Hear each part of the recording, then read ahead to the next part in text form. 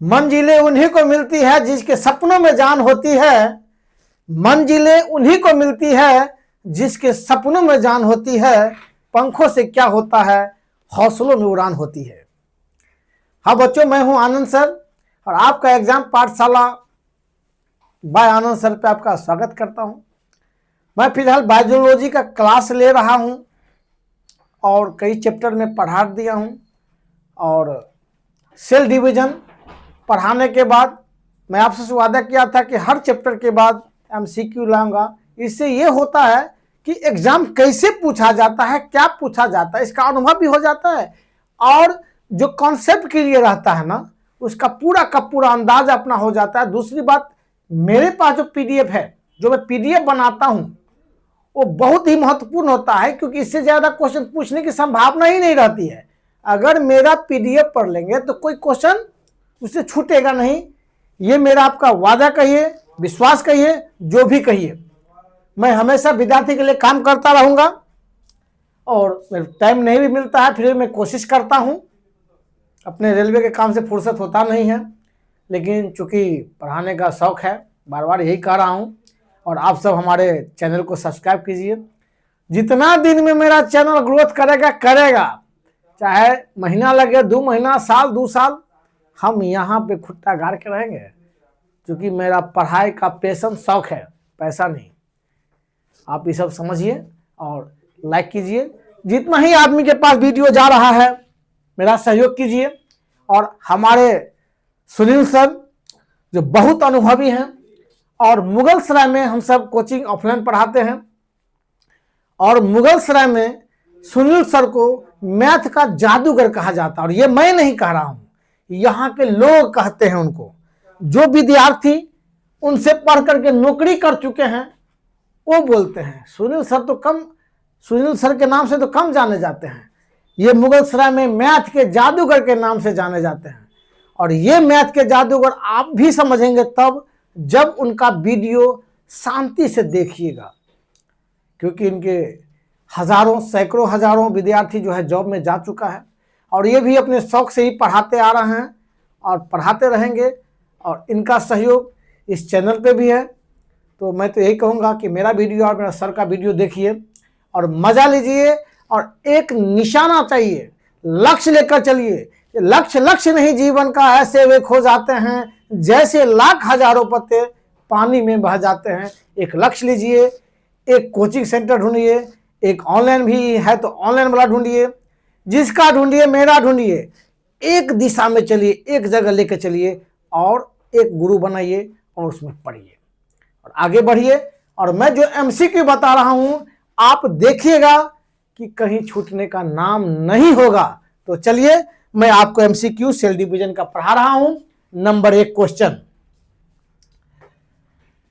कोशिका विभाजन मुख्यतः किसके लिए आवश्यक है? मैं आपको बीच में बताते चलूंगा। कोशिका विभाजन मुख्यतः किसके लिए आवश्यक है? तो वृद्धि के लिए, मरम्मत के लिए, प्रजनन के लिए, उपयुक्त सभी के लिए। देखिए दोस्तों, जब माइटोसिस कोशिका विभाजन होता है और एक मियोसिस कोशिका विभाजन होता है, तो माइटोसिस कोशिका विभाजन से पूरा कोशिका शरीर में वृद्धि होती है, जिससे डेवलप होता है, शरीर बढ़ता है, बहुत सारा चीज होता है। कोशिका ये फिर तक टूट बनता है। और एक होता है मियोसिस, जिससे क्या होता है, तो हम किसी नई प्रजाति को, बच्चे को जन्म देते हैं। यानी कि जनन, यानी कि वो प्रजनन में भी जरूरत पड़ता है। तो इसका मतलब हुआ कि ये उपयुक्त सभी। चलिए नेक्स्ट, माइटोसिस में कितनी पुत्री कोशिकाएं होती है, यानी डॉटर सेल। मैं ये बोला कि जिस कोशिका से विभाजन होता है उस कोशिका को हम मदर सेल यानी मातृ कोशिका बोलेंगे, और जो विभाजन के बाद जो बनता है उसको हम डॉटर सेल या संतति कोशिका हम या पुत्री कोशिका के नाम से जानेंगे। तो माइटोसिस में एक कोशिका से 2 कोशिका का निर्माण होता है, यानी 2, ठीक है, 2 संतति कोशिका का निर्माण होता है। और मियोसिस में 4 संतति कोशिका का निर्माण होता है। नेक्स्ट, तो मियोसिस किस प्रकार की कोशिकाओं में होता है? मैं आपको बराबर कोशिश कर रहा हूं कि जो पढ़ा तो पढ़ा, अभी डिस्क्राइब के साथ में आगे बढ़ूं। तो मायोसिस किस प्रकार की कोशिकाओं में होता है? तो शरीर की कोशिका युग्मक की कोशिका, तंत्रिका कोशिका, लाल रक्त कोशिका। तो देखिए इसमें यह है कि शरीर की कोशिका में तो माइटोसिस हो जाता है, तंत्रिका कोशिका में विभाजन होता ही नहीं है। एक बात क्वेश्चन आता है प्रश्न कि किस कोशिका में विभाजन नहीं होता, तो तंत्रिका कोशिका, और एक और है कि जो मेच्योर हृदय की कोशिका होता है हार्ट की, उसमें भी विभाजन नहीं होता है। एक होता है लाल रक्त कोशिका, लाल रक्त कोशिका भी जो मेच्योर होगा उसका विभाजन उसमें भी नहीं होगा। और ये है एक युग्मक कोशिका, मतलब गैमीट। गैमीट क्या होता है, जैसे पुरुष का स्पर्म होता है और महिला की जो अंडाणु होती है, उस दोनों को हम गैमेट बोलते हैं। और जब गैमेट और गैमेट मिलता है तो फिर क्या बनता है, उसको हम जाइगोट कहते हैं, ठीक है। और हिंदी में गैमेट को युग्मक बोलेंगे और जो जाइगोट होता है इसको युग्मनज कहेंगे, क्योंकि वो दोनों मिलने के बाद ही अंडाणु विकास होता है, फिर भ्रूण का विकास होता है, बच्चे पैदा होता है, ठीक है। आगे चलिए, अब यह है कि माइटोसिस की प्रथम अवस्था कौन सी है। माइटोसिस की प्रथम अवस्था कौन सी चीज है, तो मैं आपको बताया था इसमें है टेलोफेज, प्रोफेज, मेटाफेज, एनाफेज। तो माइटोसिस कब अवस्था, जब विभाजन हो रहा हो, यानी प्रोफेज, मेटाफेज, टेलोफेज और मेटाफेज, एनाफेज और टेलोफेज, ये 4 अवस्थाएं होती है। तो पहली अवस्था होती है प्रोफेज, प्रोफेज से ही शुरू होता है। नेक्स्ट, क्रोमोसोम का 2 ध्रुवों की ओर खींचना क्या किस अवस्था में होता है, तो क्रोमोसोम का 2 ध्रुवों की ओर। तो मैं आपको बताया था कि मेटाफेज की अवस्था में क्या होता है, बीच में आ जाता है, क्रोम इक्वेटर पे आ जाता है। और जब इक्वेटर पर उसके बाद की अवस्था में क्या हो जाता है, स्पिंडल फाइबर जो है क्रोमोसोम को खींचने लगता है। तो खींचने की अवस्था, गति हो जाती है, दोनों अपने अपने दोनों ध्रुव की ओर जब चलना शुरू हो जाता है तो उस अवस्था क्या हुई, ध्रुवों की ओर खींचना, मतलब मूव करना शुरू हो गया। तो यानी कि एनाफेज में क्या होता है, एनाफेज में तो प्रोफेज शुरुआती अवस्था हुआ, मेटाफेज में बीच में इक्वेटर पे आ जाता है, और एनाफेज में एक दूसरे दोनों ध्रुव की ओर अपना अपना चलना शुरू कर देता है। नेक्स्ट, तो मियोसिस 1 का अन्य नाम क्या है। देखिए, एक मियोसिस 1 होता है और मियोसिस 2 होता है। और मियोसिस जानते हैं कि प्रजनन कोशिका में होता है, यानी जनन कोशिका में होता है। तो मियोसिस जो है, मियोसिस में क्रोमोसोम की संख्या आधी हो जाती है, और माइटोसिस हम जब पढ़े थे उसमें क्रोमोसोम की संख्या समान होती है, और मियोसिस में आधी हो जाती है। और जब आधी हो जाएगी तो क्या कहलाएगा, रिडक्शन। क्या हो जाता है, रिडक्शन, मतलब आधा हो जाना, कम हो जाना। जबकि क्या है, इक्वेशन डिवीजन। इक्वेशन मतलब बराबर बराबर भागों में बांटना, यानी कि ये क्या हो गया, माइटोसिस।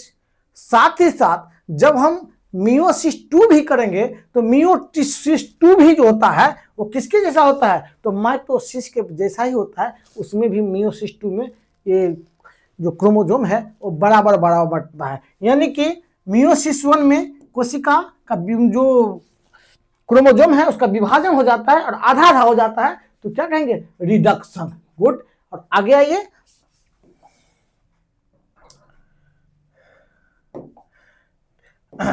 तो अब क्या है नेक्स्ट में, क्रॉसिंग ओवर किस चरण में होता है। बहुत अच्छा क्वेश्चन है दोस्तों, बच्चों क्वेश्चन जो है क्रॉसिंग ओवर, जब सजातीय, जब एक युगल बनाता है, दोनों जोड़ा जब क्रोमोसोम बनाता है, कब, मियोसिस में, तो एक जो जोड़ा जो दोनों होता है, तो एक का दूसरे से जब चिपकता है दोनों, तो एक का अनुवांशिक पदार्थ दूसरे में और दूसरे का इसमें चला जाता है। इस प्रकार क्या होता है, ये जो अनुवांशिक पदार्थ का मिल हो जाता है, घुलमेल हो जाता है, कुछ इधर किसी उधर हो जाता है, उसी का हम क्रॉसिंग ओवर के नाम से जानते हैं। तो किस अवस्था में होगा, तो प्रोफेज 1 अवस्था में होगा।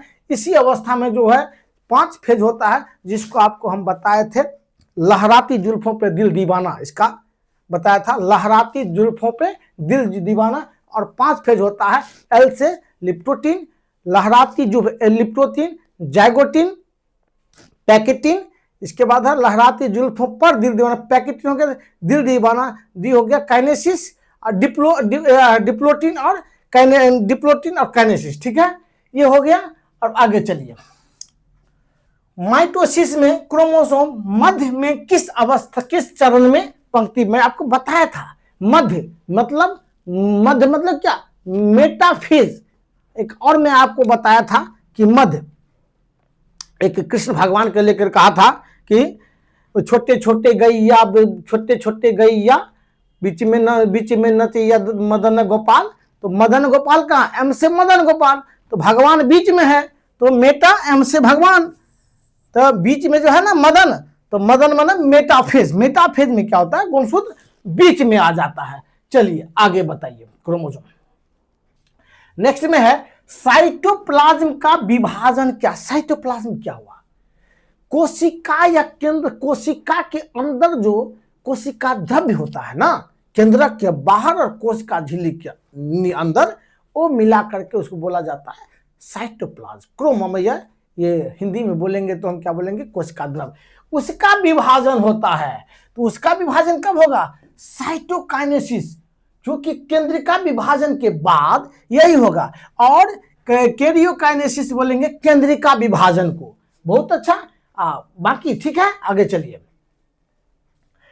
डीएनए प्रतिकृति कब होती है, तो डीएनए की प्रतिकृति में बताया था कि क्रोमोसोम अगर ऐसा है और ऐसा है, और यहीं पर एक दूसरा प्रतिकृति बना दी, ये हो गया प्रतिकृति, मतलब सिस्टर क्रोमेटिन। ये क्या हो गया, पूरा गुणसूत्र हो गया, ये क्रोमेटिन हो गया, सिस्टर क्रोमेटिन का निर्माण कर दिया, उसी को हम बोलेंगे रेप्लिकेशन, यानी प्रतिकृति। क्या हुआ, प्रतिकृति। तो किस चरण में होता है, देखिए एस चरण में जो है, जब हम इंटरफेज में जाते हैं तो इंटरफेज के 3 अवस्थाएं हो जाती है, G1, S और G2। तो हम एक के बात समझे, बीच वाला में जब प्रतिकृति हो जाता है सीधा काम खत्म ना, बीच वाला दे देंगे तो एस चरण में प्रतिकृति हो जाती है। नेक्स्ट आपको हम बहुत अच्छे ढंग से डिस्क्राइब करते जा रहे हैं, और आगे वाला क्वेश्चन भी मैं आपको पीछे ही डील कर दे रहा हूं, और जिससे कि आपको आगे आसानी हो समझने में। आप बहुत सारा क्वेश्चन ऐसे ही बहुत सारे पहले बता रहा हूं, और क्वेश्चन आता है तो उसको मैं डील करता हूं, ताकि दोबारा आपको आ जाता है और समझने में आसानी होती है, और परमानेंट आपके दिमाग में सेट हो जाएगा। ठीक, क्या है माइटोसिस का उद्देश्य क्या है, देखो पहले भी करके, माइटोसिस और मियोसिस 2 प्रकार का लिखिए।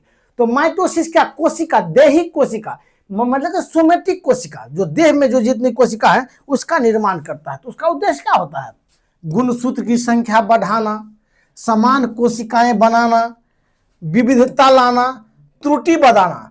तो देखिए गुणसूत्र तो बढ़ाता नहीं है, विविधता लाता नहीं है, त्रुटि नहीं बढ़ाएगा, तो समान कोशिकाएं बनाना, मतलब समान गुण वाले। तो समान गुण वाले कैसे बनेंगे, जब क्रोमोसोम बराबर होगा उसमें दोनों कोशिका में, जिस कोशिका से विभाजन होता है संतति कोशिका में, अगर क्रोमोसोम बराबर होगा तो गुण बराबर होगा, कोशिका का आकार बराबर होगा, माने कोशिका समान होगा ना। तो ये क्या, समान कोशिकाएं के बनना। नेक्स्ट अब क्या है, देखिए मियोसिस द्वारा क्रोमोसोम की संख्या क्या होती है।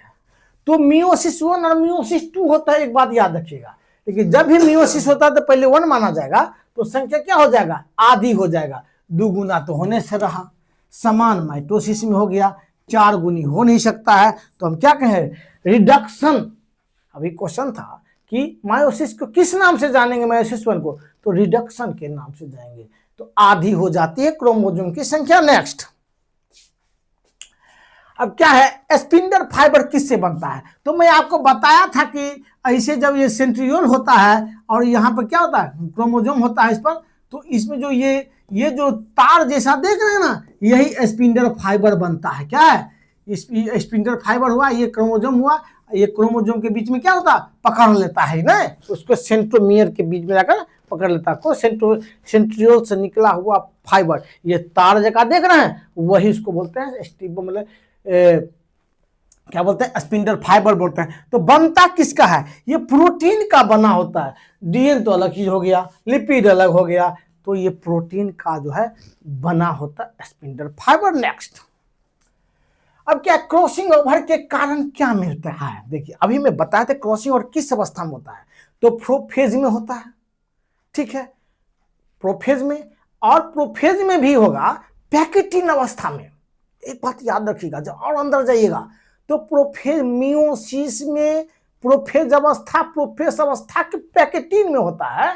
और इसके कारण क्या होता है, तो ऊर्जा निकलती है, बिल्कुल नहीं, आनुवांशिक विविधता होता है। अगर क्रॉसिंग ओवर नहीं हो मियोसिस में तो एक जो बच्चे पैदा होंगे सिर्फ अगर पिता का तो पिता जैसे पैदा होंगे, माता का अगर उनके पास गया तो माता जैसे होंगे। लेकिन हम जानते हैं कि आधा आधा क्रोमोसोम जाता है पिता से और माता से, उसमें हो जाता है क्रॉसिंग ओवर, जिसके कारण पिता वाला और माता वाला दोनों आनुवंशिक पदार्थ घुस जाता है, जिसके कारण आनुवंशिक विविधता हो जाती है। नेक्स्ट, मनुष्य में मियोसिस कहां होता है? बहुत अच्छा, देखिए मियोसिस अभी कहा, माइटोसिस मियोसिस, मियोसिस कहां होगा? त्वचा में? बिल्कुल नहीं होगा, क्योंकि इसमें मायोसिस होता है वो देहिक कोशिका हो गया। अस्थि में भी नहीं होगा, क्योंकि ये भी देहिक कोशिका हो गया। लेकिन मैं क्या ये हो गया अंडाशय और वृषण, यानी जन्म देने वाले प्रजनन जनन कोशिका जो जन्म देता है बच्चे को, ये कोशिका ये हो गया, यानी कि अंडाशय और वृषण। ठीक है, आगे देखिए, यकृत भी नहीं, ये भी देहिक कोशिका हो गया। नेक्स्ट, अब देखिए क्या है, which phases lasts longest in the cell cycle? Cell cycle जो होता है, यानी सेल साइकिल विभाजन नहीं, कोशिका का जो जीवन चक्र होता है उसमें सबसे लंबा क्या होता है? यानी कोशिका के जन्म लेने से विभाजन होने तक जो है कौन सी सबसे लंबा चरण होता है? तो एम फेज नहीं, एम फेज नहीं होता है, G1 भी नहीं होता है और G2 नहीं होता है, इंटरफेज होगा। इंटरफेज ही G और G1 और G2 का जो है, G और G1 और G2 जो है इंटरफेज का ही भाग होता है। तो यानी क्या कहेंगे, इंटरफेज सबसे लंबा होता है। चलिए नेक्स्ट क्या है, bacterial cell division is known as, bacteria जो विभाजित होता है उसका सेल वो किस रूप में जाना जाता है? तो देखिए, माइटोसिस, मियोसिस, बडिंग, और ये क्या है, बाइनरी फ्यूजन। तो ये तो माइटोसिस हो गया दैहिक कोशिका जो यूकेरियोटिक कोशिका में होता है, आपका ये हो गया मियोसिस, आपका हो गया वो जनन कोशिका में होता है। बडिंग अलग चीज हो गया, टूट जाना। ये हो गया आपका बाइनरी, मतलब दो भागों में खंडित हो जाना, कोई फेज नहीं, कोई कुछ नहीं, सीधे उसको बोलेंगे हम बाइनरी फ्यूजन, मतलब टूट जाना। चलिए बहुत अच्छा, नेक्स्ट आगे, माइटोसिस मुख्यतः कहाँ होता है? देखिए, हम तो माइटोसिस मियोसिस के बारे में बहुत सारे चर्चा कर लिए और दिमाग में बैठा हुआ कह देंगे सर बार बार यही क्वेश्चन नहीं, क्वेश्चन बार बार यही नहीं है। अगर आपका कॉन्सेप्ट क्लियर है तब तो सब क्वेश्चन यही लगेगा कि बार बार सर बता रहे हैं, पूछ रहे हैं। लेकिन अगर कॉन्सेप्ट क्लियर नहीं रहता ना तो हर क्वेश्चन का दिशा अलग है, स्वरूप अलग है, आंसर अलग है। ठीक है, देखिए माइटोसिस मुख्यतः कहाँ होता है? युग्मक में होता है, शरीर कोशिका में होता है, मस्तिष्क कोशिका में होता है, आरबीसी कोशिका में होता है। लगभग ये क्वेश्चन फिर शायद रिपीट हो रहा है, पहले भी था। तो माइटोसिस शारीरिक कोशिका में होगा, क्योंकि मस्तिष्क वाला कोशिका में विभाजन नहीं होता है, इसके मैच्योर कोशिका में भी विभाजन नहीं होता है। युग्मक में क्या होता है? तो मायोसिस होता है ना, गैमीट में, यानी स्पर्म और ओवम में। चलिए आगे, 19 क्या है, सिस्टर क्रोमेटिन किस में अलग होते हैं? सिस्टर क्रोमेटिन लिखा है एनाफेज में, प्रोफेज में, मेटाफेज में और टेलोफेज में। कहाँ होता है सिस्टर क्रोमेटिन अलग होता है? तो इसमें आप जाएंगे तो प्रोफेज अवस्था में सिस्टर क्रोमेटिन अलग हो जाते हैं। कहां पे? प्रोफेज 1 कहेंगे। क्या कहेंगे? प्रोफेज 1 का जो 5 जो बताए थे अभी हम, उसमें से एक फेज होता है जिसमें सिस्टर क्रोमेटिन अलग हो जाते हैं। अब थोड़ा सा आगे नेक्स्ट देखिए, क्या है, oogenesis में क्या बनता है? देखिए, एक होता है स्पर्मेटोजेनेसिस, एक होता है oogenesis। तो स्पर्मेटोजेनेसिस में क्या होता है? स्पर्म का निर्माण हो जाएगा, और oogenesis में क्या होगा? ओवम का निर्माण हो जाएगा। क्या हो जाएगा? अगर हम oogenesis की बात करते हैं तो अंडे की बात करें, महिला वाले की बात कर रहे हैं, महिला गेमेट की बात कर रहे हैं, तो क्या होगा? ये महिला गेमेट में ओवम हो जाएगा। और जब पुरुष गेमेट की बात करेंगे तो हम स्पर्म हो जाएगा, चलिए नेक्स्ट, एम फेज में क्या होता है? एम फेज वही एम फेज मतलब या तो मेटा ये विभाजन कह सकते हैं पूरा का पूरा है। तो replication, protein synthesis, cell division, growth. देखिए मेटाफेज अलग हो गया। अब एम फेज मतलब विभाजन वाले जो फेज हो गया ना, जिसमें प्रोफेज, मेटाफेज, एनाफेज, टेलोफेज, ये चारों आ जाता है, उसको हम एम फेज बोलेंगे। एक बोलेंगे इंटरफेज, विभाजन से पहले की प्रक्रिया। तो एम फेज में क्या होगा? तो ये विभाजन से पहले की प्रक्रिया में होता है। प्रोटीन संश्लेषण भी विभाजन से पहले की प्रक्रिया में होता है, लेकिन ये जो होता है एकदम ये सही होगा आपका, ग्रोथ भी पहले में होता है, लेकिन सेल डिवीजन जो है वो एम फेज को हम सेल डिवीजन कहेंगे। बहुत अच्छा, नेक्स्ट करिए। अब क्या है क्रोमेटिन और क्या है क्रोमेटिन क्रोमोसोम में रूपांतरण कब हो जाता है? हम जानते हैं कि केंद्रिका में जो क्रोमेटिन होता है बहुत महीन पतला धागे के अनुसार उलझा पुलझा रहता है, ठीक है।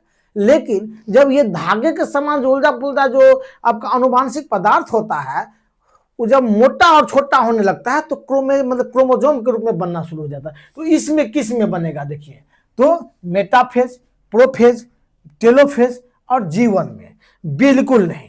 आपका जब स्पष्ट जब होता है तो प्रोफेज में जो है ना, ये आपका क्रोमेटिन ने बदलना, स्पष्ट आंसर ये होगा कि प्रोफेज में ही क्रोमेटिन में बदलता है। चलिए नेक्स्ट, क्या है मियोसिस 2 किसके समान होता है? मैं क्या कहा था, माइटोसिस और फिर दूसरा होता है मियोसिस, मियोसिस 1 और मियोसिस 2 दो हो जाता है। तो मियोसिस 1 होता है उसमें रिडक्शन, गुणसूत्र की संख्या आधी हो जाती है, लेकिन जब तुरंत मियोसिस 1 के बाद तुरंत जब विभाजन होता है तो मियोसिस 2 होता है, उसमें क्या होता है, उसमें गुणसूत्र की संख्या आधी नहीं होती है बल्कि समान होती है। और जब समान होगा तो माइटोसिस के अनुसार हो जाएगा। क्या होगा आंसर? माइटोसिस, बिल्कुल। चलिए नेक्स्ट, अब यह है प्लांट सेल में साइटोकाइनेसिस कैसे होता है? साइटोकाइनेसिस मतलब हुआ कि कोशिका द्रव्य का विभाजन होना। तो हम जानते हैं कि जंतु कोशिका में जब केंद्रक विभाजित जब हो जाता है तो ऊपर जो कोशिका झिल्ली दोनों ओर से धंसना शुरू हो जाता है। जैसे देखिए ऐसे हो गया, ऐसे हुआ और थोड़ा सा धंसना शुरू हो जाता है ना, तो हम इसका इधर केंद्रक हो गया, इधर केंद्रक हो गया। लेकिन जब हम प्लांट वाला पादप कोशिका का जब विभाजन की बात करते हैं तो ऐसा होता है पादप कोशिका, और जब विभाजन होता है तो ऐसे केंद्रक तो बन गया, लेकिन बीच में ये धंसता नहीं है बल्कि इसके अंदर एक थोड़ा थोड़ा पदार्थ जमना शुरू हो जाता है, और ये पदार्थ एक प्लेट का रूप निर्माण कर लेता है और टूटता नहीं है बल्कि ऐसे ही लगातार बनते जाता है प्लेट निर्माण में। तो क्या बोलता है, सेल प्लेट का फॉर्मेशन हो जाता है। ठीक इस तरह यह है पादप, क्या ये पादप सेल, पादप कोशिका, ठीक है, और यह है जंतु कोशिका। चलिए नेक्स्ट, अब हम 25वां क्वेश्चन लेने जा रहे हैं। टेलोफेज की प्रमुख विशेषता क्या है? देखिए मेटाफेज, प्रोफेज में क्या हुआ, बनने की प्रक्रिया थोड़ा सा गुणसूत्र का निर्माण होना शुरू हुआ, मोटा होना शुरू हो गया। उसके बाद क्या हुआ, बहुत सारे प्रक्रिया होता है कि जितना क्षेत्राया रहता है जो क्रोमोसोम वो धीरे धीरे क्या होना शुरू, उसके बाद सेंट्रियोल जो ऊपर जाना शुरू कर देता है, दोनों ध्रुव की ओर तारकाय निकलना शुरू हो जाता है जिसको स्पिंडल फाइबर बनेंगे। लेकिन उसके बाद मेटाफेज बनता है और सारे गुणसूत्र जो इक्वेटर पे आ जाता है। तीसरा अवस्था होता है इक्वेटर से दूर भागना शुरू होता है, स्पिंडल फाइबर जोड़ करके क्रोमोसोम को खींचना शुरू कर देता है और अलग अलग दिशा में क्रोमोसोम चल जाता है। लेकिन लास्ट में क्या होता है, टेलोफेज, इसमें क्या होता है, न्यूक्लियस बन जाता है और केंद्रक के चारों ओर क्या होता है, झिल्लियां बनना शुरू हो जाता है। तो न्यूक्लियस का पुनः निर्माण होना शुरू हो जाता है और 2 न्यूक्लियस बन जाता है, और 2 न्यूक्लियस बनने के बाद कोशिका का विभाजन होना शुरू हो गया, यानी कि साइटोप्लाज्म होना शुरू होता है कोशिका द्रव्य का, और जब कोशिका द्रव्य का विभाजन होता है तो फिर 2 कोशिका का निर्माण हो जाता है। तो मैं आपको कोशिका विभाजन के बारे में बता दिया, और जनरल कंपटीशन में तो इसे ज़्यादा पूछेगा ही नहीं, बहुत हद तक इसमें वो जो नीट का भी क्वेश्चन इसमें से बहुत आ जाएगा, और जो मैं पढ़ाया हूं कोशिका विभाजन, उसमें तो नीट में बहुत सारा क्वेश्चन ही आ जाएगा। इतना ढंग से मैं पढ़ाया हूं पूरा कॉन्सेप्ट के साथ, पूरा नीट का ही पढ़ा दिया हूं, और साथ ही साथ ये जनरल कमीशन करता है ही। इसीलिए मेरे चैनल को सब्सक्राइब कीजिए, और अगर पढ़ाया हूं सही से देखिए। अब यूट्यूब कब तक किस पर भेज रहा है क्या पता, मैं तो उम्मीद के साथ आया हूं और टिका हूं, और इसको पढ़िए बढ़िया से। चलिए, धन्यवाद।